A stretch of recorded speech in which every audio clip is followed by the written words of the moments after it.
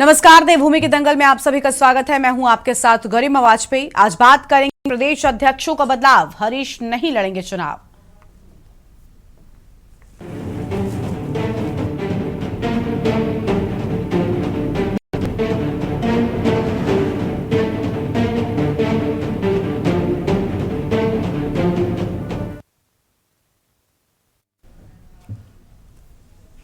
उत्तराखंड में दोनों राष्ट्रीय पार्टी बीजेपी कांग्रेस के प्रदेश अध्यक्षों का लगभग कार्यकाल पूरा हो गया है, जिसको लेकर दोनों पार्टियों में मंथन जारी है। और इसी बीच कांग्रेस के वरिष्ठ नेता व पूर्व मुख्यमंत्री हरीश रावत ने चुनाव नहीं लड़ने का बयान को लेकर राजनीति गर्मा गई है। भारतीय जनता पार्टी जहां हरीश रावत के इस बयान पर चुटकी ले रही है, तो वहीं कांग्रेस हरीश रावत के इस फैसले को व्यक्तिगत और स्वागत योग्य बता रही है। कांग्रेस का मानना है कि पूर्व मुख्यमंत्री हरीश रावत पार्टी के अनुभवी व्यक्ति हैं। हरीश रावत के पास चुनाव लड़ाने की ताकत है। 2022 विधानसभा चुनाव को अगर हरीश रावत ने पूरे प्रदेश में घूम कर लड़ाया होता तो आज वो सीएम होते। साथ ही भारतीय जनता पार्टी जब हारे हुए व्यक्ति को मुख्यमंत्री बना सकती है, तो ऐसे में कांग्रेस चुनाव जीतने वाले व्यक्ति को पद दे सकती है। हरीश रावत अगर पार्टी को चुनाव लड़ाने में अपनी भूमिका निभाएंगे तो निश्चित है कांग्रेस पार्टी को इसका बड़ा फायदा मिलेगा। इसी बीच भाजपा सहित कांग्रेस के प्रदेश अध्यक्ष के 3 सालों का कार्यकाल समाप्त हो गया है, जिसको लेकर कांग्रेस के भीतरघात के चलते बड़ा नेतृत्व परिवर्तन देखने को मिल सकता है। आज इसी पर हम करेंगे विस्तार से चर्चा। खास मेहमानों का पैनल हमारे साथ होगा, लेकिन उससे पहले एक नजर आज की इस खास रिपोर्ट पर डालिए। हाल ही में कांग्रेस की पिछले दिनों ऑल इंडिया कांग्रेस कमेटी की बैठक हुई, जिसमें सभी जिला अध्यक्षों को बुलाया गया था, जिसमें जिला अध्यक्षों की पावर बढ़ा दी गई है। टिकट बंटवारे में अब जिला अध्यक्षों की अहम भूमिका होगी। उन्होंने कहा कि जिला स्तर पर कार्यकर्ता काम करते हैं, लेकिन जब टिकट बंटवारे की बात आती है तो उनसे नहीं पूछा जाता।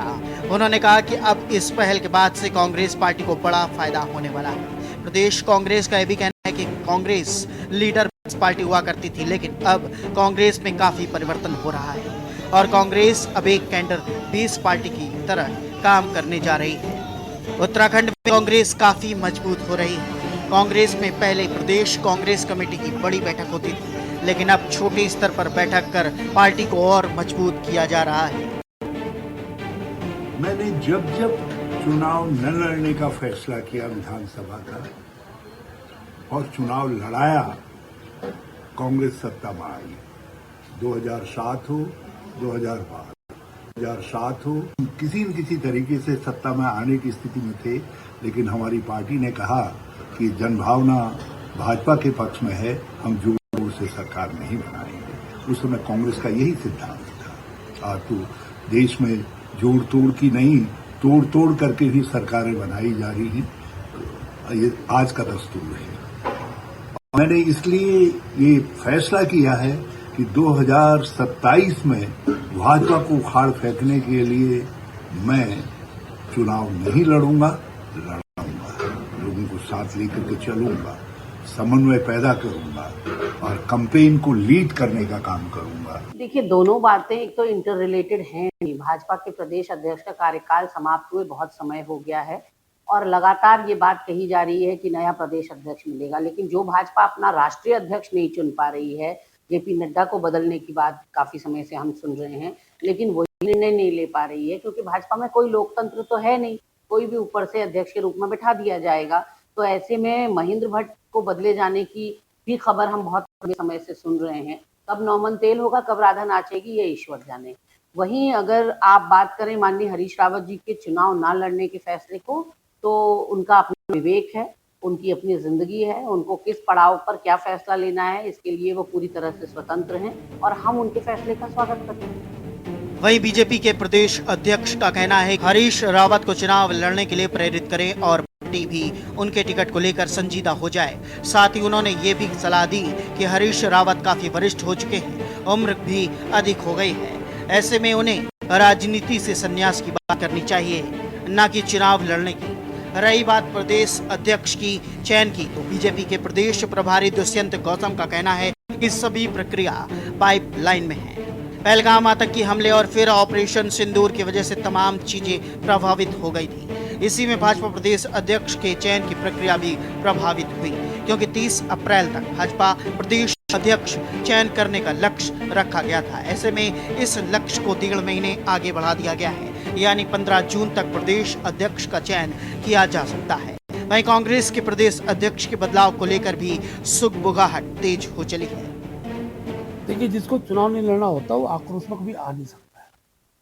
उनके आक्रोश में आने का कारण यही है कि वो बोलेंगे कुछ और रहे, करेंगे कुछ और जो व्यक्ति दो स्थानों चुनाव लड़ने की महत्वाकांक्षा रखता हो, वो व्यक्ति आज ये कहे कि मैं चुनाव नहीं लड़ रहा हूँ, इस बात का आशय है कि कांग्रेस के अंदर वो एक ऐसी टीम खड़ा करना चाहते जो कहें हरीश रावत जी आप चुनाव लड़ो, ना के पीछे हाँ की अपेक्षा वो चाहते हैं।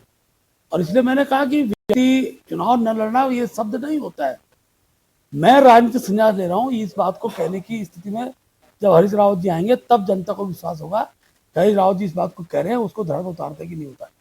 इसलिए मैंने कहा था कि उनकी उम्र इतनी हो चुकी है, उनकी उम्र का अधिकतर लोग ले चुके हैं। उत्तराखंड राजनीति में उनकी उम्र के लोगों ने राजनीति से दूरी बनाई है। इसलिए मैंने एक वरिष्ठ नेता के नाते, उसके हमारे प्रदेश के मुख्यमंत्री रहे, कांग्रेस वरिष्ठ नेता रहे हैं, उनको भी थोड़ा अब हिम्मत दिखाकर राज्य के हित में दल से ऊपर उठकर विचार करना चाहिए। और वो राजनीतिक संन्यास ने और सकारात्मक रूप से भारतीय जनता को अब तो लगातार बीजेपी की सरकार आने वाली है। यहाँ भी 2 बार कांग्रेस हारी है, तीसरी बार कभी नहीं आई है। सब कार्य रूटीन के अंदर है। 14 राज्यों के हम प्रदेश अध्यक्ष घोषित कर चुके हैं, कुछों का पाइपलाइन में चल रहा है जल्दी ही, क्योंकि आपको जो एक आतंकवादी घटना घटी थी पहलगांव में, उसका जवाब देना, उस पर ध्यान करना बहुत ज़रूरी था। तो इस दौरान हम संगठन का काम करते तो आप ही लोग जवाब करते, इधर तो आतंकवादी हम पे घटना कर रहे हैं और आप चुनावों में लगे हो। तो प्रक्रिया में अभी जल्द ही घोषणा की जाएगी। सबसे पहले तो हम बता दें बहुत अच्छी पहल है। हरीश रावत जी ने जो हमारे प्रधानमंत्री नरेंद्र मोदी जी की उस घोषणा के ऊपर ये काम किया है जहां पर उन्होंने बोला था कि 70 साल से ऊपर वालों को टिकट नहीं दिया जाएगा। तो मुझे लगता है कि हरीश रावत को जमीन पर उतारने वाले हैं और उन्होंने इसी के मध्य ये सोच लिया है कि मैं 70 साल से ज्यादा हो गया हूं तो मुझे चुनाव नहीं लड़ना चाहिए। जहां तक अब इनके प्रदेश अध्यक्षों की बात है, उनका कार्यकाल पूरा हो रहा है, तो हम जरूर ये उम्मीद करते हैं कि जब ये जो जितने भी नेता वृद्ध हो चुके हैं ये अब पद छोड़ रहे हैं या चुनाव न लड़ने की घोषणा कर रहे हैं, ऐसी स्थिति में जो अध्यक्ष हैं दोनों पार्टियों के, ये कोई युवा हो, ऐसे शख्सियत हो जो उत्तराखंडियत जिनके रग रग में हो, तो ऐसे लोगों का चयन हो, तो इसका हम स्वागत करते हैं। अब कांग्रेस के पूर्व मुख्यमंत्री हरीश रावत ने 2027 के चुनाव लड़ने से साफ इनकार कर दिया। रावत का मानना है कि अब तो 2027 के लिए कैंपेन को लीड करेंगे और कांग्रेस को दोबारा सत्ता में वापस लाएंगे। रावत के बयान पर सत्ता पक्ष चुटकी ले रहा है। साथ ही कांग्रेस के प्रदेश अध्यक्ष के बदलाव को लेकर कांग्रेस गुटों में बटी नजर आ रही। वहीं कांग्रेस अध्यक्ष अपना आगे का लक्ष्य बता रहे हैं। लक्ष्य है कि कांग्रेस को 2027 के विधानसभा चुनावों के लिए पूरी मजबूती के साथ तैयार करने का, साथ ही बूथ स्तर पर संगठन को शक्ति देने और कांग्रेस की नई पीढ़ी को तैयार करते हुए संकल्पबद्ध रखने का। बहरहाल क्या इस लक्ष्य के साथ पूर्व के हुए कांग्रेस के नुकसान के चलते आला कमान वर्तमान प्रदेश अध्यक्ष पर मेहरबानी बनाए रखेंगे, ये अभी देखना बाकी है। Uttarakhand desk report.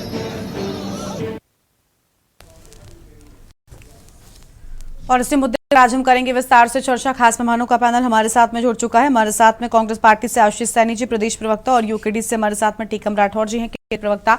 आगे और मेहमान हमारे साथ में चर्चा का हिस्सा बनेंगे। शुरुआत हम आशीष सैनी जी के साथ में कर लेते हैं। आशीष जी, इसमें कोई दो राय नहीं है कि हरीश रावत जी बेहद अनुभवी नेता हैं। उन्होंने कांग्रेस के लिए बहुत कुछ किया है, ये कांग्रेस भी जानती है और आम लोग भी जानते हैं। लेकिन अब उन्होंने चुनाव ना लड़ने की बात कही है। लेकिन सर, भले ही वो चुनाव ना लड़े, लेकिन क्या वो मजबूती जो एक वक्त में हरीश रावत कांग्रेस को दिला रहे हैं एक बार फिर से दिला पाएंगे? हालांकि कांग्रेस ने तो कह दिया कि फैसला स्वागत योग्य है और अगर हरीश रावत जनता के बीच में उतरकर चुनाव लड़ाएंगे तो बड़ा फायदा होगा, लेकिन क्या वो ये करेंगे, ये बड़ी बात है। और दूसरा ये भी कि कांग्रेस पार्टी के भीतर जिस तरीके से भीतर घात चल रहा है, अभी अध्यक्ष का भी हो गया कार्यकाल पूरा, अब उसको लेकर भी बताया जा रहा है कि मारामारी है। गुटों के लिए पहले से ही बदनाम रही है कांग्रेस। नुकसान हम कह सकते हैं कि हमेशा कांग्रेस को उसके चलते नुकसान भी उठाना पड़ा कि अलग अलग गुट हैं, इसके चलते कभी सफलता पूरी रूप से नहीं मिल पा रही है लंबे वक्त से। तो उससे कैसे जूझेंगे आप और कैसे निपटेंगे इन सारी चीजों से? हरीश रावत का साथ क्या आपको इन चीजों से बचा पाएगा? देखिए, हरीश रावत जी निश्चित रूप से कांग्रेस के ही नहीं, उत्तराखंड के भी सबसे बड़े नेताओं के रूप में अगर मैं कहूँ तो आज विद्यमान है। इससे पहले एनडी तिवारी जी, भारतीय जनता पार्टी के मनोहर कांत्यानी जी और भगत सिंह कोश्यारी, ये सब लोग बड़े अच्छे नेता रहे। जब उत्तराखंड राज्य का निर्माण हुआ तो भगत सिंह कोश्यारी जी पूर्व मुख्यमंत्री के रूप में थे और हरीश रावत जी उस समय उतने एनडी तिवारी जी के मुकाबले में उतने ज्यादा बड़े नेता के रूप में नहीं थे, लेकिन संघर्षरत नेताओं के रूप में उनका नाम था। जब उत्तराखंड राज्य बना तो उनके बजाय एनडी तिवारी जी को वहां का उत्तराखंड राज्य का मुख्यमंत्री बनाया गया। तो उन्होंने भी जो अपनी परफॉर्मेंस थी अपने काम की वो बहुत अच्छी की और निश्चित रूप से एनडी तिवारी जी का नाम जब भी आज लिया जाता है उत्तराखंड में तो विकास पुरुष के रूप में लिया जाता है। हरीश रावत जी का एक अल्पकाल मात्र 2-2.5 साल का ही, और जिसमें कहेंगे तो 1-1.25 साल का ही कार्यकाल रहा है, लेकिन एक रिमार्केबल काम हुए हैं। चाहे वो एक दिन में 1200 सड़कों के काम हुए हो या किसी भी क्षेत्र में बैकलॉग से लेकर तमाम पेंशनें शुरू करने से लेकर, और खासकर जो एडवोकेट्स हैं, पत्रकार हैं, इस तरह से जो प्रोफेशनल्स लोग हैं असंगठित में, उनके लिए भी उन्होंने बहुत सी चीज चलाई। आज हरीश रावत जी कांग्रेस की विचारधारा के एक सबसे मूल में स्थापित एक ऐसे नेता के रूप में है जिससे निकली शाखाएं आज उत्तराखंड का नेतृत्व कर सकती है। आज उत्तराखंड कांग्रेस में बहुत भारी संख्याओं में ऐसा है, जैसे चाहे गोदियाल जी का नाम लें और मैंने और भी बहुत सब नाम कहे हैं, सब नाम को लेते हुए कि हरीश रावत जी ने निश्चित रूप से सबको वैचारिक रूप से मजबूत करने का काम किया, लोकतांत्रिक और संविधान बचाने का काम किया। भारतीय जनता पार्टी में और कांग्रेस में एक सैद्धांतिक छोटा सा अंतर है कि भाजपा में अभी आप प्रदेश अध्यक्ष बनाएंगे किसी को, कल तक उन्हें कोई जानता भी नहीं था, आज अचानक से बना देंगे। योग्यता के आधार के बजाय केवल एक बस नए व्यक्ति को बनाना है, उठाकर बना देते हैं। तो कोई भाजपा में इस बात पर आपत्ति इसलिए नहीं होती क्योंकि जो सभी लोगों को लगता है कि उनका भी नंबर आ जाए, लेकिन नेता के चयन करते वक्त चाहे हम मुख्यमंत्री बनाए, प्रदेश अध्यक्ष बनाए, प्रदेश की कमेटी के लोग बनाए, तो उनका जो मुख्य आधार है उनकी विचारधारा पर मजबूती और क्षेत्र में पकड़ के आधार पर बनाया जाता है। आज भी कांग्रेस पार्टी के लोगों के पास, इनके नेताओं के पास लोगों का विश्वास अधिक है, भारतीय जनता पार्टी के प्रति विश्वास नहीं। आप भाजपा के किसी नेता को फोन करिए, ऐसा कैसे आप कह पा रहे हैं? ऐसा आप कैसे कह पा रहे हैं?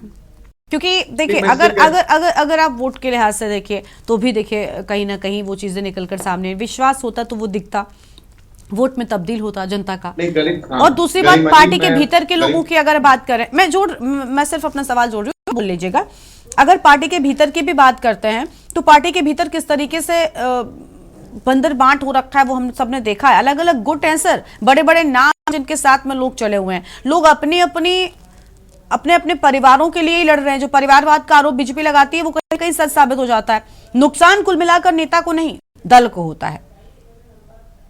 देखिए, भाजपा में एक कमी है कि वो झूठ बहुत बोलते हैं।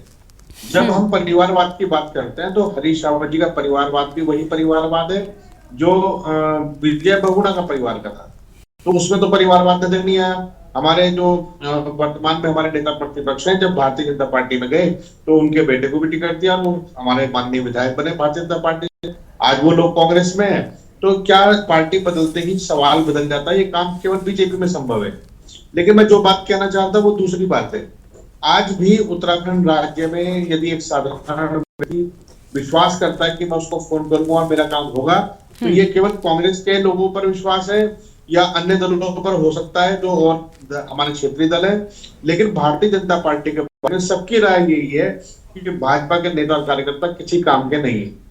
तमाम चीजें हुई, लेकिन भारतीय जनता पार्टी, अब मैं आपको एक उदाहरण देता हूँ कि उत्तराखंड में चिकित्सा के क्षेत्र में बहुत सारे लोगों की नियुक्तियां भाजपा के नेताओं ने की। वो सब लोग जो राजस्थान से यहाँ आए हैं, मैं गारंटी देकर सकता हूँ 90% लोग पूरे माफियावाद कर रहे हैं, दवाइयां बेच रहे हैं, सब कुछ कर रहे हैं। सारी एक अधिकारी कर सकता है चिकित्सा विभाग में रहकर, वो सब ठीक है। देखिए वो सारी बातें ठीक है, एक व्यक्ति कोई सवाल नहीं बोलेगा। ठीक है, देखिए आपने बीजेपी पर ज्यादा बोला, अब मैं आपको बोलूंगी तो अभी आप फिर नाराज हो गए। बीजेपी पर आपने इतने मैंने जवाब दिए। नहीं, कंपेयर किया ना मैंने दोनों का। हाँ ठीक है, लेकिन कांग्रेस, मेरा सवाल क्या था, मेरा मूल सवाल ये था कि क्या हरीश रावत अगर दोबारा से उस तरीके से प्रचार प्रसार करते हैं, उतरते हैं, तो क्या उतनी मजबूती आ पाएगी कांग्रेस को?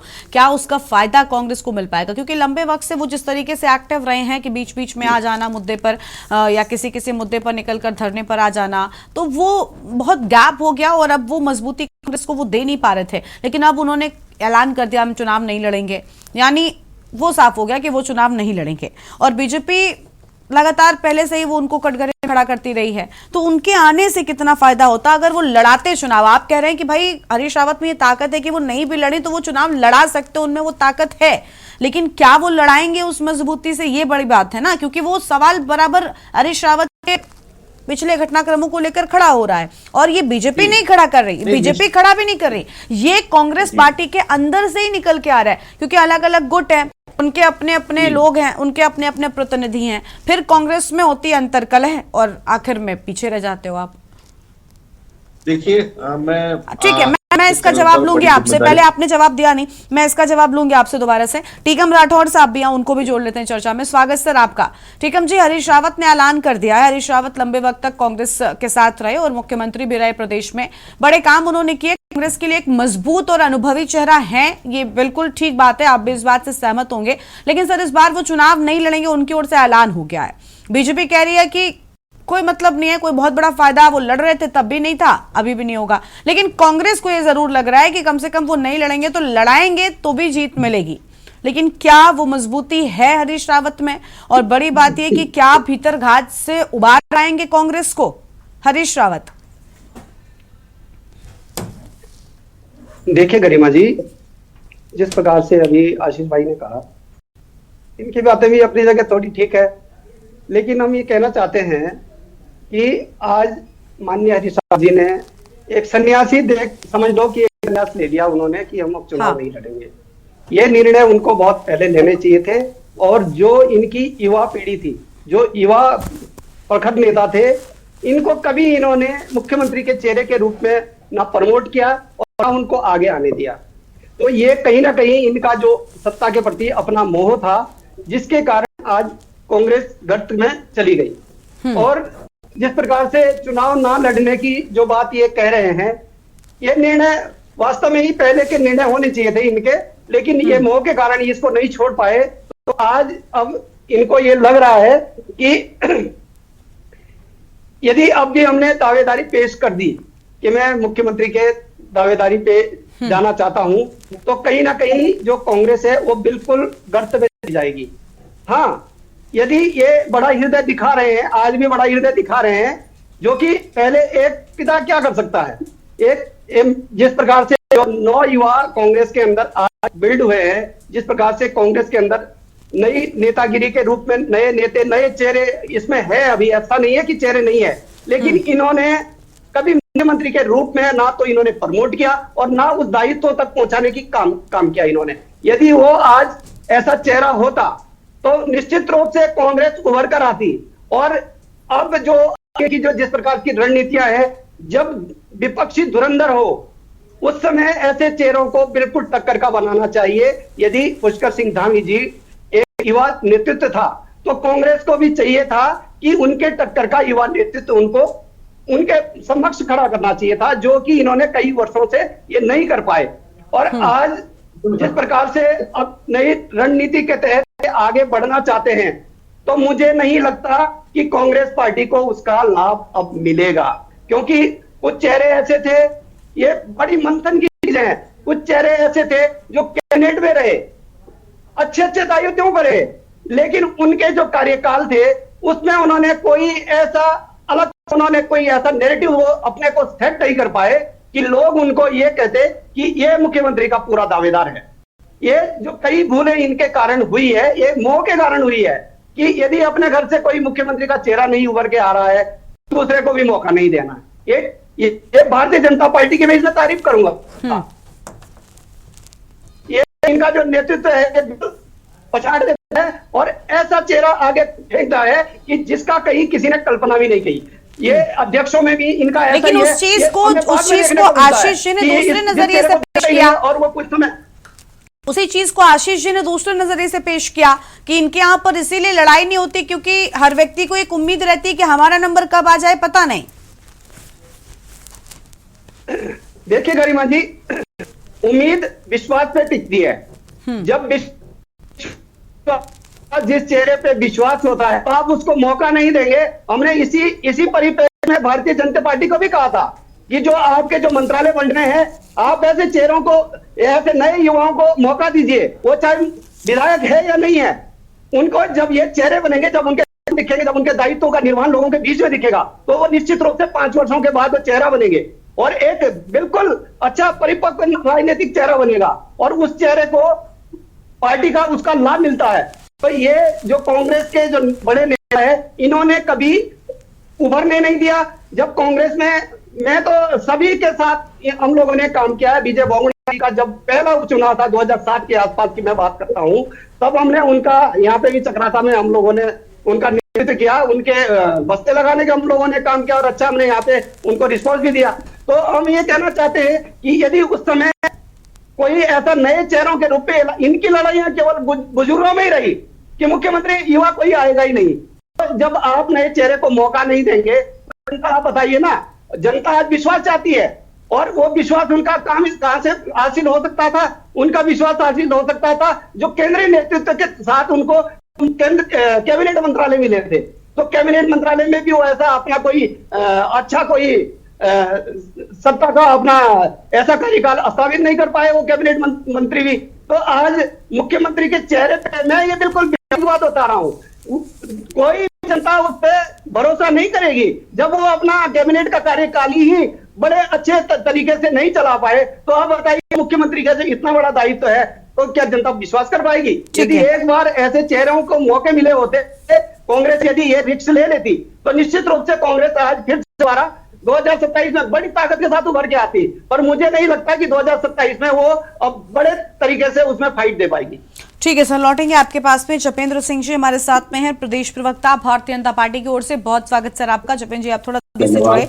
हमने पहले कांग्रेस की प्रतिक्रिया ली, उन्होंने ये कहा कि देखिए अभी हरीश रावत को लेकर हम चर्चा कर रहे हैं। हरीश रावत ने इस बार ऐलान कर दिया कि हम चुनाव नहीं लड़ेंगे। कांग्रेस खुश है, कांग्रेस कह रही है नहीं, हरीश रावत में ताकत इतनी है कि अगर वो किसी को भी लड़ाएंगे तो जिताएंगे। ठीक है, लेकिन हरीश रावत के चलते कुछ फांस जो है वो हम कह लें अटकी हुई थी। एक तो वो अपने परिवार के लोगों को जिस तरीके से अपने बेटे के खास तौर पर लेकर आना चाह रहे थे, बहुत अनुभवी हैं, बहुत कुछ कांग्रेस पार्टी के लिए किया, प्रदेश के लिए भी एक लंबे वक्त तक मुख्यमंत्री रहे, किया। लेकिन क्या उनका ये फैसला और कांग्रेस की उम्मीद कि अब वो उतरेंगे और चुनाव लड़वाएंगे, कांग्रेस को क्या इस बुरे दौर से उबार पाएगी? गरिमा जी, सबसे पहले तो आप सब बधाई के पात्र हैं कि आपने इतने गहन विषय के ऊपर आज इस डिबेट की शुरुआत की। आजादी के बाद से ही परिवारवाद की राजनीति का दंश इस देश ने झेला है, चाहे वो राज्यों में हमारे रीजनल पार्टियां हों या हमारी एक राष्ट्रीय पार्टी कांग्रेस हो। एक परिवारवाद की राजनीति की परिपाटी की वजह से आज ये देश 2014 तक किस द्वंद्व को महसूस करता रहा है, विकासशील भी नहीं हो पाया ढंग से। आज हम विकासशील से विकसित राष्ट्र की ओर बढ़ रहे हैं।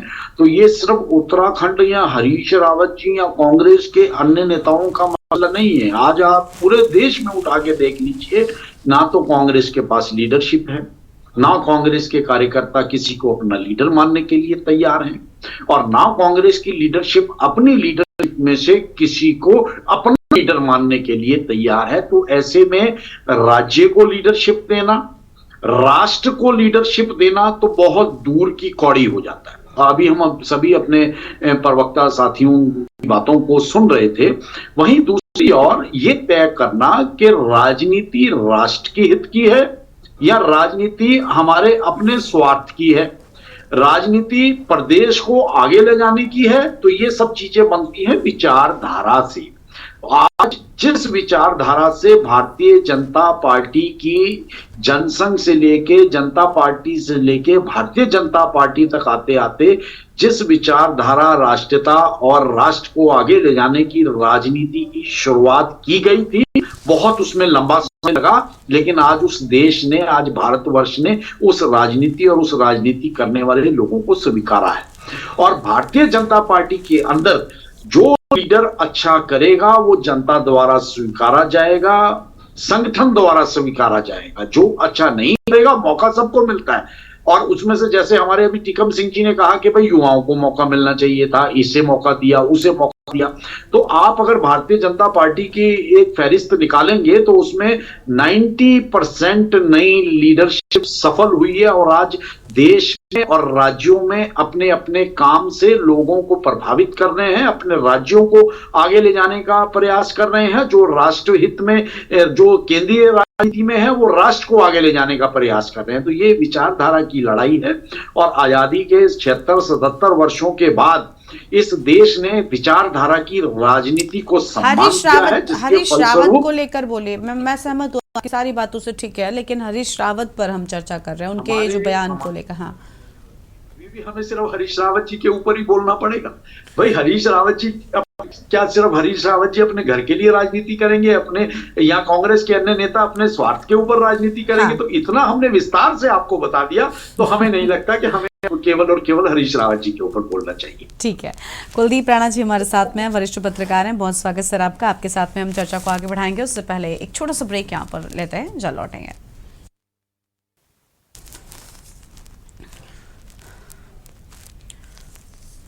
ब्रेक के बाद देवभूमि के दल में आप सभी का स्वागत है। खास मेहमान हमारे साथ पर लगातार बने हुए हैं, कुलदीप राणा जी के साथ में शुरुआत कर लेते हैं। कुलदीप जी, क्या कहना चाहेंगे? देखिए, हरीश रावत का ये बयान, पहले तो हम ये भी जानना चाहेंगे कि क्या मजबूरी में दिया गया, क्योंकि अब कोई और विकल्प हरीश रावत के पास शायद बचा नहीं था।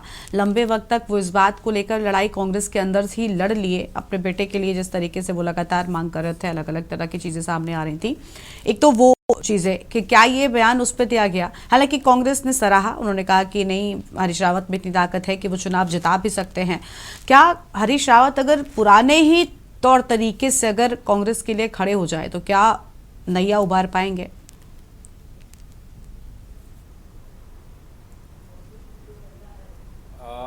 देखिए गरिमा, हरीश रावत जो हैं वो लगभग 70-80 के करीब उनकी आयु सीमा होने जा रही है और 80 साल की उम्र में उनका जो पूरा जीवन का जो अनुभव है वो सार्वजनिक जीवन का है, राजनीतिक जीवन का है।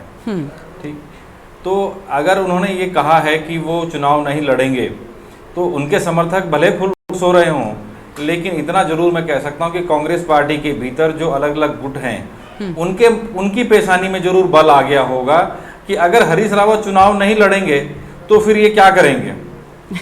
अगर वो चुनाव लड़ते तो उनका फोकस अपने चुनाव क्षेत्र पर होता या अपने चुनाव पर होता, लेकिन जब वो चुनाव नहीं लड़ रहे होंगे तो उनका फोकस तो पूरे इसमें होगा, पूरी पार्टी पर होगा। ठीक है, और लेकिन इसके फायदे हैं कि नुकसान है? एक पार्टी के लिहाज से, एक पार्टी के लिहाज से पार्टी के लिए फायदा है, नुकसान है, और दूसरा पार्टी के गुटों के लिए भी। दो बातें। हाँ, मैं उसी पे, हाँ देखिए मैं उसी पे आ रहा हूँ। अभी बातचीत के दौरान मैं सुन रहा था कि हरीश रावत किसी को भी चुनाव लड़ाएंगे तो जिताएंगे। ये आपने अभी कहा था कि भाई जो हैं जो हमारे पैनलिस्ट हैं उनमें से किसी ने ये कहा कि भाई हरीश रावत किसी को भी चुनाव लड़ाएंगे तो कांग्रेस ये मान, हरीश रावत लड़ा ही तो रहे हैं पार्टी के कांग्रेस में। हाँ, ये कांग्रेस मान रही है, तो कांग्रेस में हरीश रावत क्या कर रहे हैं? लड़ा ही तो रहे हैं। अगर लड़ा नहीं रहे होते तो 2016 में इतनी बड़ी टूट पार्टी में क्यों होती? अगर लड़ा नहीं रहे होते तो 17 में पार्टी हारती क्यों? 22 में पार्टी हारती क्यों? 19 के लोकसभा चुनाव में पार्टी हारती क्यों? 24 के लोकसभा चुनाव में पार्टी हारती क्यों? आसाम में पार्टी क्यों हारी? पंजाब में पार्टी क्यों हारी? निसंदेह हरीश रावत का एक जीवन का बड़ा अनुभव है, वो उम्रदार व्यक्ति हैं, उनके राजनीतिक जीवन एक लंबा राजनीतिक जीवन रहा है, लेकिन उनके अनुभवों से कांग्रेस को फायदा हुआ हो या प्रदेश कांग्रेस को फायदा हुआ हो, ऐसा एक उदाहरण कांग्रेस के ही प्रवक्ता बता दें। ठीक, आज पार्टी किस स्थिति में आ गई है, लगातार पार्टी से लोग टूट रहे हैं और टूटते जा रहे हैं। ठीक है, पार्टी के भीतर ही, बल्कि हम मीडिया वालों को तो कांग्रेस को लेकर के विपक्ष में, अगर हम कहें कांग्रेस के विपक्ष में भाजपा या यूकेडी के बयान लेने की जरूरत ही नहीं पड़ रही है, उनकी प्रतिक्रिया की जरूरत ही नहीं पड़ रही है, क्योंकि कांग्रेस के भीतर जो हो रहा है उस पर कांग्रेस के भीतर से ही प्रतिक्रिया आ रही है। अगर हरीश रावत कोई बयान देते हैं तो प्रीतम की प्रतिक्रिया आ जाती है, करण माहरा की प्रतिक्रिया आ जाती है। करण माहरा कोई बयान देते हैं तो हरीश रावत गुट की तरफ से प्रतिक्रिया आने लगती है। ठीक है, तो कांग्रेस के भीतर जो चीजें चल रही हैं, इससे कहीं कोई ये नहीं दिखाई दे रहा है कि हरीश रावत चुनाव नहीं लड़ेंगे तो कांग्रेस को आगे चुनाव क्षेत्र में बढ़त मिलेगी या कांग्रेस को कहीं बढ़त मिलेगी। हाँ, मैं समझता हूँ कि चिंता जरूर होगी। जो पुराने कांग्रेसी हैं, जो हरीश रावत को भी जानते हैं, उनकी पेशानी पे जरूर बल पड़ गया होगा कि अरे भाई, अब तो ये चुनाव नहीं लड़ रहे हैं, अब ये क्या करेंगे। क्योंकि राजनीति में अक्सर ये होता है ना, ये सार्वजनिक जी में भी होता है कि अगर कोई व्यक्ति इस तरह का हो तो उसको जो है अब दायरा सीमित नहीं रहा, अब दायरा सीमित नहीं रहा तो अब बड़े कदम उठा सकते हैं हरीश रावत। दायरा सीमित नहीं रहा। हाँ हाँ हाँ, समझ गए हम आपकी बात को। ठीक है, क्योंकि कांग्रेस में अभी राष्ट्रीय स्तर पर, उनकी केंद्रीय स्तर पर उनकी ठीक ठाक पैठ है और उसका असर दिखता भी है। वरना आप देखिए ना कि भाजपा ने भी तो कांग्रेस को मुद्दे देने में कोई कसर नहीं छोड़ी, लेकिन ये सारी बातें, मुद्दों को लपका। ये सारी बातें आपने जो जितना जिक्र किया कुलदीप जी, ये सारी बातें उन गुटों के लिए तो ठीक हैं, लेकिन कांग्रेस एक दल के लिहाज से देखिए उसके लिए क्या होगा, क्योंकि कांग्रेस को तो कुल मिलाकर सभी से नुकसान ही उठाना पड़ रहा है। देखिए, मैंने यही बात कही ना कि अगर ये चीजें होंगी, आपस में ही सिर फटावल होगी, पार्टी में एकजुटता नहीं होगी, तो पार्टी कहाँ जीतेगी, पार्टी को कहाँ लाभ मिलेगा। नगर निगम हमने देख लिया, दो विधानसभा चुनाव हमने देख लिए, दो लोकसभा हमने देख लिए। हरीश रावत खुद 2 जगह से चुनाव लड़े, हारे, फिर चुनाव लड़े, हारे। उनका बेटा चुनाव लड़ा, वो हारा। लोकसभा का चुनाव लड़ा, वो हारे। ठीक है ना, विधानसभा का चुनाव लड़ा, वो हारे। तो कहाँ है हरीश रावत जी का अनुभव, कहाँ कांग्रेस आगे बढ़ी है, कितनी कांग्रेस आगे बढ़ी है। आज देश में जनता कांग्रेस की तरफ आशा भरी निगाह से देख रही है, क्योंकि वो एक प्रमुख राजनीतिक दल है और इस समय विपक्ष की भूमिका में है। जनता की आवाज वो ही बुलंद कर सकती है। ठीक है, लेकिन कांग्रेस के भीतर कांग्रेसियों की आवाज जिस तरह से उठाई जा रही है, ठीक, प्रवक्ता आपस में बटे हुए हैं। ठीक है ना, कोई प्रवक्ता किसी के पक्ष में आकर के बोलता है, कोई प्रवक्ता किसी के पक्ष में आकर के बोलता है, क्योंकि पार्टी संगठन में भी सेटिंग हो रखी है कि वो सेटिंग तो है ही वहां पे कि मेरे इतने लोग एडजस्ट होने हैं, मेरे इतने लोग एडजस्ट होने हैं। ठीक है, आप देखिए, ऐसा नहीं है कि भाजपा के अंदर सिर्फ फुटबॉल नहीं है, लेकिन भाजपा के अंदर जो अनुशासन का डंडा है ना, वो इतना प्रभावी है कि भाजपाई उससे बाहर नहीं निकल पाते हैं। ठीक, और कांग्रेस के अंदर सब कुछ है, आंतरिक लोकतंत्र है, सब कुछ है, तभी तो बोलने की आज़ादी है, लेकिन उन्हें यह नहीं मालूम है कि अनुशासन की कहाँ पर बोलना है, भीतर की बातें कहाँ बोलनी है, कहाँ नहीं बोलनी है। और यही वजह है कि कांग्रेस आने वाले समय में भी, अगर कांग्रेस या भाजपा जीतती है तो उसमें भाजपा के कार्यों से ज़्यादा कांग्रेस की जो कार्यशैली है उसका ज़्यादा फायदा उसको मिलेगा। ठीक है, लौटेंगे आपके पास में। आशीष सैनी जी के साथ हम जवाब ले लेते हैं। आशीष जी, करीना, नुकसान है कांग्रेस पार्टी के लिए? देखिए, हरीश रावत जी ने यदि ये कहा है कि राजनीति से वो चुनावी राजनीति से संन्यास ले रहे हैं, पिछले बार में एक हमारे साथ दिक्कत हुई कि हरीश रावत जी हमारे चुनाव अभियान समिति के संयोजक भी थे। मुख्य रूप से चुनाव उन्हीं के नेतृत्व में लड़ा गया 2022 का, लेकिन जो अचानक से उनको चुनाव लड़ने का जो निर्णय था, अगर हम उनकी पूरी स्टेट की लीडरशिप की बात करें तो मेरे अपने अनुभव के अनुसार वो उनको चुनाव नहीं लड़ना चाहिए था, लेकिन पार्टी के कुछ लोगों ने डिसाइड किया कि मुख्यमंत्री वही बनेंगे जो चुनाव लड़ेंगे, तो शायद इस वजह से करना पड़ा। तो ये कुछ निर्णय जो पार्टी ने लिए, उसके लाभ भी हो सकते थे, नुकसान भी हो सकते थे, लेकिन हमें अंत में नुकसान उठाना पड़ा। आज अगर अपने सीनियोरिटी को स्थापित करते हुए हरीश रावत जी ने अगर ये कहा है कि मैं चुनाव चुनाव नहीं लड़ूंगा तो उत्तराखंड के सभी जिलों से कम एक नेता है जो मुख्यमंत्री बन सकते हैं। तो मुझे बताइए कि भुवन कापड़ी जिन्होंने मुख्यमंत्री जी को हराया, क्या वो चेहरा नहीं है? अजय भट्ट जी को हराया करण महारा ने, तो क्या वो चेहरा नहीं है? और आप देखिए प्रीतम सिंह जी सबसे अधिक लंबे समय तक एमएलए रहने वाले लोग हैं, तो क्या वो चेहरा नहीं है? अच्छे बड़े सीनियर कैबिनेट मिनिस्टर रहे हैं। उसके अलावा यूथ फेस हैं, तो सारे जो हमारे बहुत सारे विधायक हैं जो पूरे प्रदेश स्तर की राजनीति को करते भी हैं, और बहुत सारे लोग जो विधायक नहीं भी बन पाए लेकिन वो बड़े नेता के रूप में मौजूद है, जैसे प्रकाश जोशी की बात की मैंने और लोगों की। मैं सबके नाम नहीं लेना चाह रहा, लेकिन सभी लोग आज नेतृत्व करने के लिए सक्षम हैं। सभी लोग हैं जो इस सरकार के पैर पे पैर रखकर सवाल भी पूछते हैं, और कहीं ना कहीं लोगों के बीच में एक ट्रस्टेबल, मैंने कहा ना कि जो इस वक्त कांग्रेस के पास जो सबसे बड़ी पूंजी है वो ये है कि एक साधारण व्यक्ति जब फोन मिलाता है किसी समस्या के लिए, वो बीजेपी वाले को मिला है और कांग्रेस वाले को मिला है, तो उसका विश्वास कांग्रेस पर ज्यादा है। तो ये जो विश्वास है, और दूसरा हम बात करते हैं हमेशा कॉन्स्टिट्यूशन की, एजुकेशन महंगी हुई, बेरोजगारी पर बात करते हैं, तमाम चीजों पर उत्तराखंड में है, उन सब पर बात कौन करते हैं? जो सरकार में नहीं है वो कांग्रेस के लोग हैं, विपक्षी दलों के लोग हैं जो बहुत सारे बड़े बड़े मुद्दे उठाते हैं। जैसे अभी अगर मैं उत्तराखंड में विपक्षी दल की बात करूं तो यूकेडी तो है ही, और भी दल है, लेकिन बॉबी पवार जैसे लोग भी बाहर निकल कर आते हैं जो बेरोजगारी को मुद्दा बनाने का काम करते हैं। निश्चित है कि जैसे ही मुद्दे पर बात होगी, अभी कुलदीप राणा जी ने बहुत बढ़िया बात कही कि जो इशू है भाजपा के खिलाफ और भाजपा अपनी प्लेट पे रख के दे रही है, उन इशू पर कांग्रेस के लीडरशिप जब अलग अलग कोनों से अलग आवाज के साथ बुलंद करेंगे तो निश्चित रूप से राज्य का भला होगा, और लीडरशिप को अपने समर्थकों को चुनाव में ऐसा उपयोग होगा कि वो वोट में भी कन्वर्ट हो और वो सीट में भी कन्वर्ट हो। तो जब हम बहुमत की स्थिति में होंगे तो निश्चित रूप से उत्तराखंड कांग्रेस एक बहुत बेहतरीन नेतृत्व दे पाने में सक्षम है।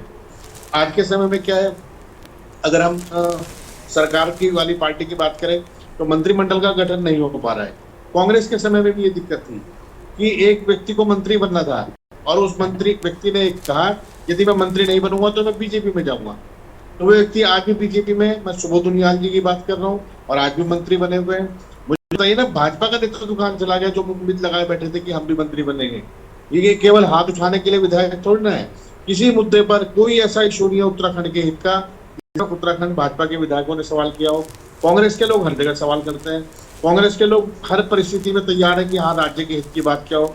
और जो सवाल लीडरशिप का है, हरीश रावत जैसे लोग अगर हमारे युवा नेताओं के कंधे पर हाथ रखकर कि चलो आगे बढ़ो, सर वही तो हो नहीं रहा है। उत्तराखंड में ये जो झूठ छल प्रपंच की राजनीति है इसका समापन होगा। ठीक है, लेकिन बिल्कुल ठीक बात कही कि भाई जब पुराना नेतृत्व है उससे नए लोगों को मौका देना चाहिए और साथ ही साथ उस पर उसके कंधे पर हाथ भी रखना चाहिए, लेकिन कांग्रेस में यही हो नहीं पा रहा है।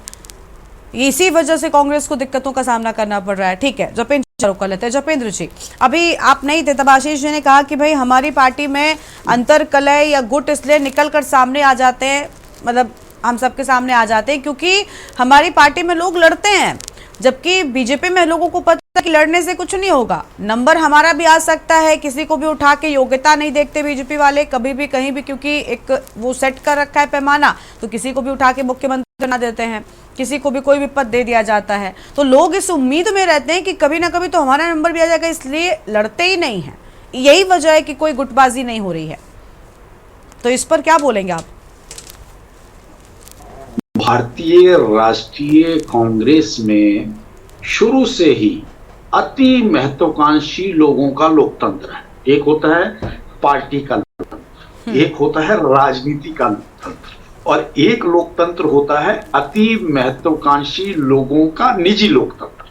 तो भारतीय जनता पार्टी और कांग्रेस का यही फर्क है कि ये अति महत्वाकांक्षी लीडरशिप का निजी लोकतंत्र है, और राजनीतिक लोकतंत्र की परिपाटी पे भारतीय जनता पार्टी खरी उतरती है। इसलिए आज देश में स्वीकारी जारी है, और हमें नहीं लगता कि जिस तरह से लोकतांत्रिक व्यवस्थाओं और बाकी चीजों को लेकर भारतीय जनता पार्टी के अंदर एनालिसिस भी होता है, उसके ऊपर कार्रवाइयां भी होती हैं, उसे और मजबूती से स्थापित करने की दिशा में प्रयास होते हैं, तो हमें नहीं लगता कि अभी बहुत दूर दूर तक कांग्रेस इस मुकाबले में कहीं आ भी पाएगी। ठीक है, टीकम राठौर जी, वैसे ठीक है जपेंद्र जी, आपने अपनी बात कह ली, लेकिन ऐसा नहीं है कि गुट बीजेपी में है नहीं, आते हैं। और ये बिल्कुल ठीक बात है कि एक उम्मीद तो आम व्यक्ति को आपने बांधा ही रखी है कि भाई कब किसका नंबर कहां पर, कब किस नाम की पर्ची खुल जाए, इसमें कोई बड़ी बात नहीं है। ये उम्मीद है आपके कार्यकर्ताओं को। इसको आप पॉजिटिवली भी ले सकते हैं और नेगेटिवली भी ले सकते हैं कि यही तो लोकतांत्रिक भरोसा है, विश्वास है, जो देश के अंतिम छोर पे खड़े हुए व्यक्ति के अंतिम पायदान पे खड़े हुए इसी चीज को अगर इसी चीज को दूसरा शब्द जपेन जी सुनिए, हाँ जपेन जी सुनिए, अगर इसी चीज को एक दूसरा शब्द दें तो अभी सारे मतलब बदल जाएंगे। मैंने कहा ना कि आपकी पार्टी के कार्यकर्ता, आशीष रुकिए, मैंने कहा कि आपकी पार्टी को उम्मीद रहती है, कार्यकर्ताओं को उम्मीद पर्ची भी मिल सकती है। एक उम्मीद ये भारतीय जनता पार्टी के आंतरिक लोकतंत्र की कर रही है। हाँ, ये लोकतांत्रिक व्यवस्था। ठीक है। चलिए, केंद्रीय प्रवक्ता यूकेडी के हमारे साथ में टीकम जी लगातार बने। टीकम जी, नेतृत्व परिवर्तन क्या कांग्रेस में होगा या पुराने चेहरों पर दांव, क्योंकि अब हरीश रावत फिलहाल मना कर चुके हैं। नेतृत्व परिवर्तन की जरूरत कितनी है? विपक्ष मजबूत होना चाहिए, लोकतंत्र तभी बेहतर चलता है और सत्ता पक्ष भी तभी बेहतर काम करता है। कमजोर विपक्ष कभी भी सही नहीं है लोकतंत्र के लिए। हम चाहते हैं कि मजबूत हो कांग्रेस और कड़ी टक्कर के साथ हमेशा रहे, तो उसके लिए कांग्रेस को कुछ बदलाव तो करने ही होंगे। अब हरीश रावत के मना करने के बाद क्या होना चाहिए, क्योंकि अभी फिलहाल सबसे बड़े विपक्ष के तौर पर तो कांग्रेस ही है। देखिए हाँ, जिस प्रकार से अभी भारतीय जनता पार्टी के प्रवक्ता जितेंद्र जी ने कहा, कांग्रेस का केंद्र में भी कोई एक ऐसा नेतृत्व नहीं दिख रहा है जिसको जबरदस्त नेतृत्व बनाने की जो कोशिश की जा रही है, वो सबसे बड़ी विफलता कांग्रेस की वहां पे ही है। और रही प्रदेश की बात, प्रदेश में विखंडन पार्टियों में क्यों होता है? परिवार का विखंडन क्यों होता है? परिवार क्यों बंटते हैं? जब जो हमारे बुजुर्ग है, जो हमारे मुखिया हैं परिवार के, जब वो भेदभाव करते हैं, परिवार में ही भेदभाव करते हैं, तो उससे जो संतुष्ट नहीं हो पाता व्यक्ति, वो परिवार से अलग हो जाता है। तो ये नीति कांग्रेस के अंदर लगातार कई वर्षों से चल रही है। ये विखंडन का कारण यहाँ बना, और जिससे यहाँ जो अच्छे नेता उभर के आने थे, जिनको बड़े दायित्व जाने थे, वो नहीं कर पाए, और इसका लाभ कांग्रेस को कई वर्षों तक नहीं मिलेगा। ये मैं आपको बिल्कुल निश्चित कहना चाहता हूँ। भारतीय जनता पार्टी को बिल्कुल एनालाइज करके इसकी मैं आपको बात कर रहा हूँ। भारतीय जनता पार्टी को इसका लाभ इसलिए मिल रहा है क्योंकि नरेंद्र मोदी जैसा नेतृत्व उनके केंद्र में मौजूद है, और स्टेटों में भी वो परिपक्व चेहरों को मौका दे रहे हैं। चाहे वो आप मुख्यमंत्री के रूप में देखिए, चाहे आप कैबिनेट के रूप में देखिए, उनको एक समय सीमा के अंदर बांध के रखा हुआ है कि यदि इस समय सीमा के अंदर आपने कोई अपनी छाप स्थापित नहीं की तो आपको तुरंत बाहर कर दिया जाएगा, और ये करते भी आ रहे हैं। तो इसी के कारण जिस राज्य में भारतीय जनता पार्टी कहीं ठीक से काम नहीं कर पा रही है, जो वहां के मुखिया हैं वो ठीक से काम नहीं कर पा रहे हैं, वहां वो तुरंत उसमें परिवर्तन भी कर लेते हैं। तो ये कांग्रेस के अंदर जो डिफरेंस है भारतीय जनता पार्टी और कांग्रेस में, वो बिल्कुल दोनों में अलग अलग है, क्योंकि ये कांग्रेस नहीं करती है, और जिसके कारण केंद्र में भी इनका बहुत अच्छा नेतृत्व नहीं है। और वहां भी अभी मोह तक आपने देखा है, हमारे जो राहुल गांधी जी हैं, राहुल गांधी जी ने भी तो कोई ऐसा प्रधानमंत्री का नेतृत्व नहीं निभाया ना। यदि ये नेतृत्व निभाया होता, मुख्यमंत्री ये नहीं बनना चाहते, सांसद के रूप में इन्होंने कोई ऐसी अपनी छाप नहीं छोड़ी, तो ये कहीं ना कहीं कई चीजों पे जो लोगों का जो आज बदलाव लोग दूसरे पार्टियों की तरफ हो रहा है, जो ये परिवर्तन दिख रहा है, वो केंद्र के नेतृत्व के कारण बहुत ज्यादा इसका राज्यों में भी फर्क पड़ता है।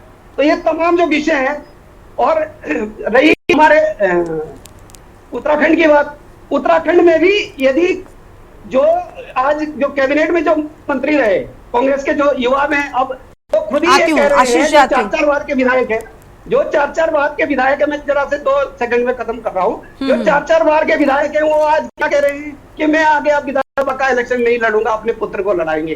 तो आप खुद अंदाजा लगाइए, जो व्यक्ति अब अपनी शारीरिक क्षमता के कारण अपनी विधानसभा क्षेत्र को नहीं संभाल पा रहा है, क्या वो प्रदेश को संभाल लेगा? ठीक है। ये मौका दमखम के साथ उस व्यक्ति को देना चाहिए जिसमें शारीरिक क्षमता पूर्ण रूप से मौजूद हो और राज्य को आगे ले जा सके। ऐसा चेहरा और ऐसे दायित्व कांग्रेस ने ना चेहरे के रूप में उन्होंने आगे लाए और आज वो इनको परेशानियां दिख रही है, जिसके कारण वो जो कीचड़ के जो छींटे हैं जो अब बुजुर्ग नेताओं में जाने वाले हैं, तो ये पहले ही अपने हाथ साफ कर रहे हैं और बाहर निकलने का रास्ता ढूंढ रहे हैं। ठीक है, आशीष जी कुछ कह रहे हैं। हाँ बोलिए आशीष जी। आशीष जी देखिए, थोड़ा सा टिकम सिंह जी ने और थोड़ा सा टिकम सिंह जी ने, जपेंद्र सिंह जी ने थोड़ा सा मेरी बात को थोड़ा दूसरी तरफ मोड़ दिया। हमारा ये कहना है कि आज नंबर 1 ट्रस्ट और नंबर 2 अवेलेबिलिटी ऑफ लीडरशिप, दोनों मामलों में कांग्रेस बीजेपी से बेहतर है। बीजेपी के पास बहुमत है, बीजेपी केंद्र और राज्य में सत्ता में है, लेकिन इनके नेताओं पर लोगों को उन मुद्दों पर विश्वास नहीं है जो मुद्दे आम जनता के हित को प्रभावित करते हैं। बिल्कुल सीधी बात है। मैं ये कह रहा हूँ कि भले ही आप सत्ता में हो, और जैसे टिकम सिंह जी ने कहा, उन्होंने हमें कहा कि भाई आप केंद्र सरकार जो है वो बढ़िया काम कर रही है और आप लोग केंद्र में हैं। राहुल गांधी जी किसी भी मामले में नरेंद्र मोदी जी से इतना बेटर है कि विपक्ष के नेता के रूप में जो भी सवाल उठाते हैं वही मोदी जी को करना पड़ता है। उन्होंने हर वो काम किया जो राहुल जी ने विरोध में सवाल उठाया, और हमने प्रधानमंत्री का स्वागत किया कि ठीक है आपने वो काम किया है, बहुत अच्छी बात है। आप बताइए किसी भी मामले में एक मामला, चलो टिकम सिंह जी से मैं पूछना चाहूंगा कि वो बता दें कि नरेंद्र मोदी की बात पर, इस बात पर आपको विश्वास है, किस मुद्दे पर वो आप तय कर लीजिए, मुझे एक बता दीजिए, और मैं केवल उस मुद्दे पर राहुल गांधी जी की राय बताऊंगा और आप इस डिबेट का एक अच्छा परिणाम लेकर जाएं। मैं इसीलिए टिकम सिंह जी से, गरिमा जी आपसे आज्ञा लेकर पूछना चाहता हूँ कि मोदी जी की कौन सी बात आपको पसंद है, एक सवाल बस। ठीक है, उसका जवाब हम ले लेंगे। लेकिन टिकम जी कुछ कहना चाहेंगे आप? आपने सुना?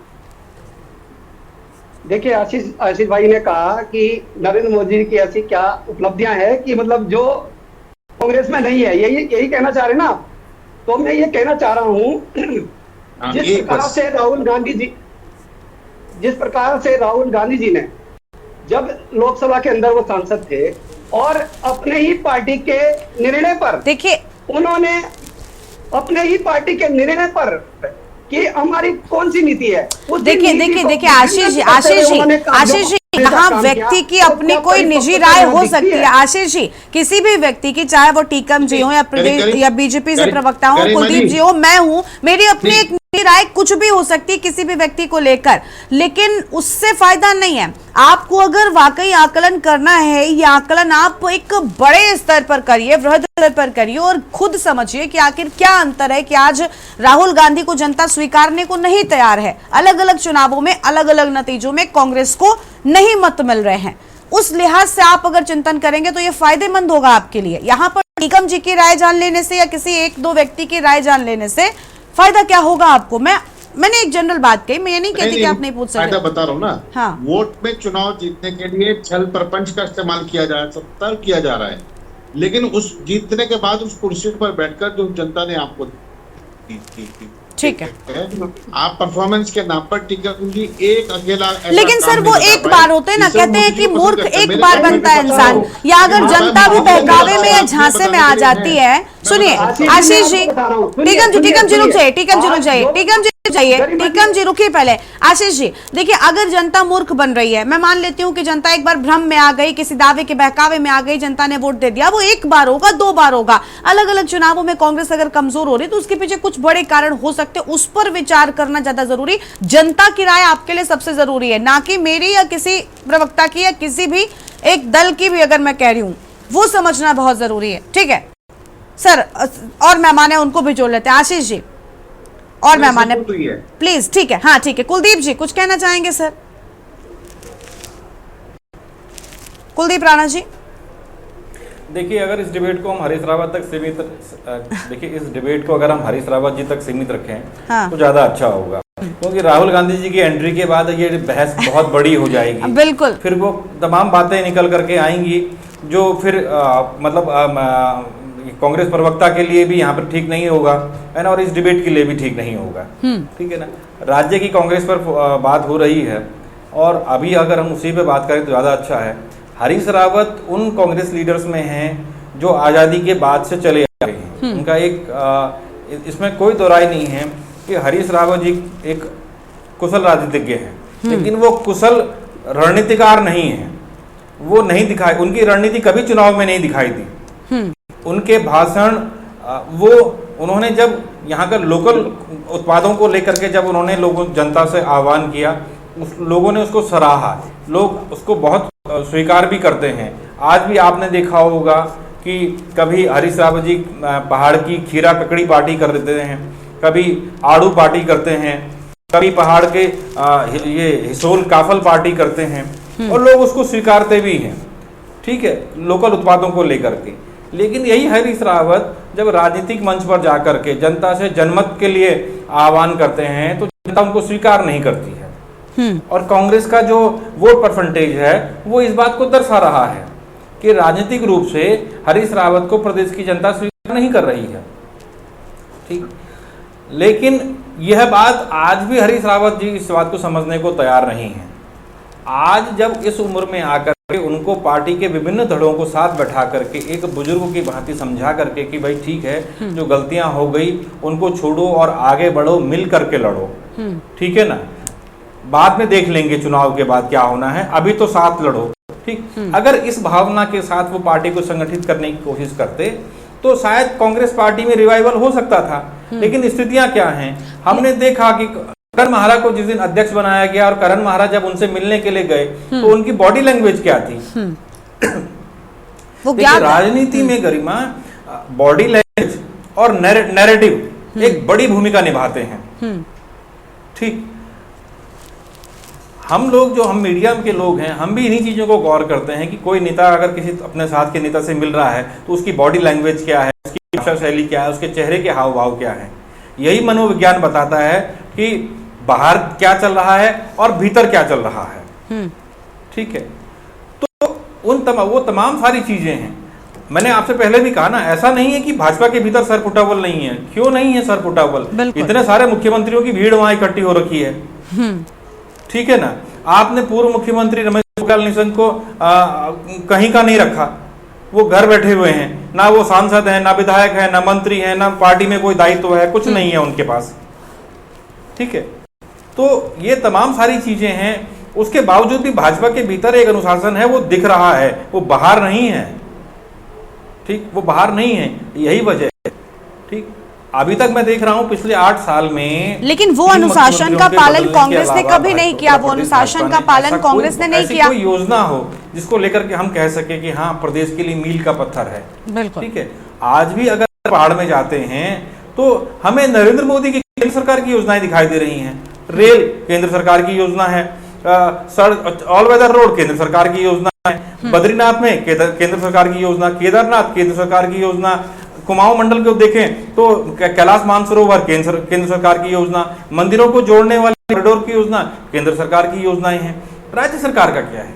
लेकिन इसके बावजूद भी अगर भाजपा सफल हो रही है तो उसकी सफलता का के पीछे जो कारण है वो कांग्रेस की असफलताओं का है। बिल्कुल बिल्कुल। और कम से कम उत्तराखंड में तो कम से कम संगठित नहीं कर पा रही है, कम से कम उत्तराखंड में तो ये बहुत बेहतर तरीके से नहीं कर पा रही है सत्ताधारी दल के ऊपर, ठीक। और उसके पीछे कारण क्या है कि पार्टी में एकजुटता नहीं है। एकजुटता इसलिए नहीं है क्योंकि जो पार्टी के सबसे अनुभवी जो नेता हैं उनके अनुभवों का लाभ जो मिलना चाहिए था वो नहीं मिला, वो नहीं मिला। और वो व्यक्तिगत लाभ, मेरी पत्नी, मेरी बेटी, बिल्कुल बिल्कुल ठीक कहा आपने कुलदीप जी के अलग अलग जगहों पर अलग अलग नेताओं की ओर से व्यक्तिगत लाभ को महत्व दिया। 2014 के बाद से अब तक कांग्रेस में लगभग 8 पार्टी टूट हो चुकी है। हाँ ठीक है, ठीक है कुलदीप जी, बिल्कुल ठीक कह रहे हैं आप। देखिए कि व्यक्तिगत लाभ को जब तक महत्व दिया जाएगा तब तक इस तरीके से कभी भी चीजें दल के हित की हो ही नहीं पाएंगी। यही वजह है कि दल कमजोर होता गया। लेकिन मुझे लगता है नेताओं को भी ये बात ध्यान रखनी चाहिए